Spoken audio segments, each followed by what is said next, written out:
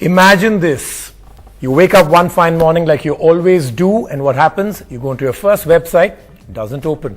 You open your email account, no emails out there at all. You go further into a website, a video you want to stream, it doesn't. Your email inbox that is usually flooded isn't. Your Facebook and Twitter account have an abandoned field. Your online banking account isn't operational. Skype video calling isn't working. Now, don't imagine this, as many people actually woke up to the reality of a day where all this did happen to them. A day they were told the internet had died. Did it really?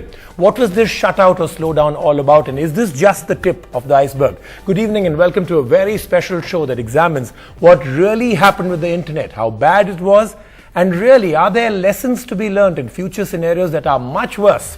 With me today are Rajesh Charya, President, Internet Service Providers Association of India, Aparna Vishwanathan, and of course, a lot of people that are going to be joining me from all over the country. But I'm going to start off first, before we even explain what happened, because we've been hearing these headlines all through the day, I'm going to find out from the two guests with me.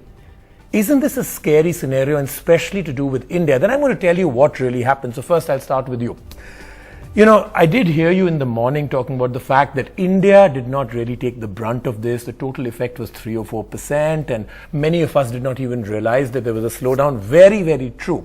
But doesn't the reason what you give, the fact that DNS servers and all are in India, make this even more scary? Because suppose this was a targeted, specific attack on India and its servers and the DNS that actually exists here. What would be the scenario then? We should have died. Because we are totally dependent on the internet.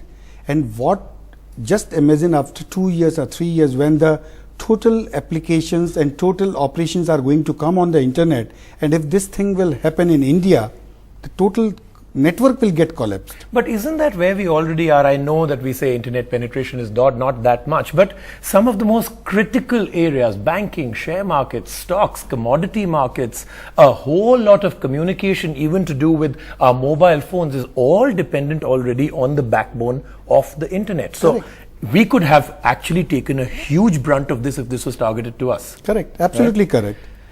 In that case, what we have taken the burn around 5 to 6 years back, when the submarine cable was snapped off of the Atlantic, when 1 year later the submarine cable of the Pacific was also snapped off due to earthquake. And after that we have experienced something, and we have started increasing our capacity at both the sides.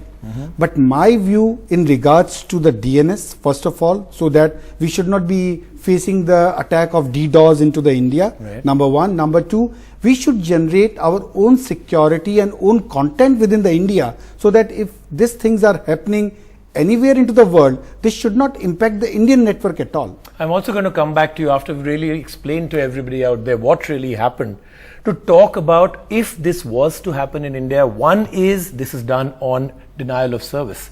What if it was actually something to do with a physical attack on the cables? It could be terrorism, it could be otherwise. I'd really like to understand how vulnerable are we in India. But now I'm going to go now to Aparna. Aparna, you're an expert on cyber law especially, right? That's right. I need to understand from you what happens when something like this has happened in a whole different part of the world. We're feeling very happy that we are insulated from it. It didn't happen to us.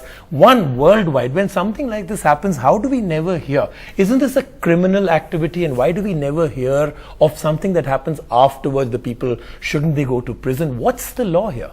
Well, as far as, just to begin with, the first act, which is sending of spam, there was a provision introduced in now what is the notorious Section 66A, which we've heard a lot about in the cases involving the arrests of people for their posts on Facebook. But within 66A subsection C, there is another provision that was introduced in 2009, basically to regulate the sending of spam messages to begin with, and phrased in a language of causing an annoyance and inconvenience. And that provision itself leaves a lot to be desired, because it doesn't even have all the elements which the European Union brought in 2002 in the Electronic Privacy Directive, which attempted to comprehensively regulate spam. Now, apart from spam, if we then get to modern cyber warfare, such as denial of service, distributed denial of service. The concepts are not anywhere there. Is this the term that is used now? This is actually modern warfare of a whole different kind. Yes. Cyber modern warfare. Is that what we should call it? Certainly. Because the effect is as bad as any war in any country, right? Well, I mean, I have you can bring.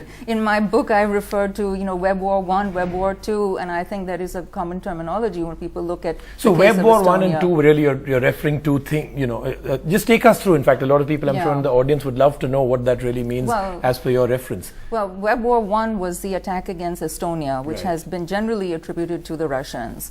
That there was a widespread distributed denial of service attack, which is essentially overloading a website, for example, with too many hits, too many messages, so that the website cannot The whole deal with it.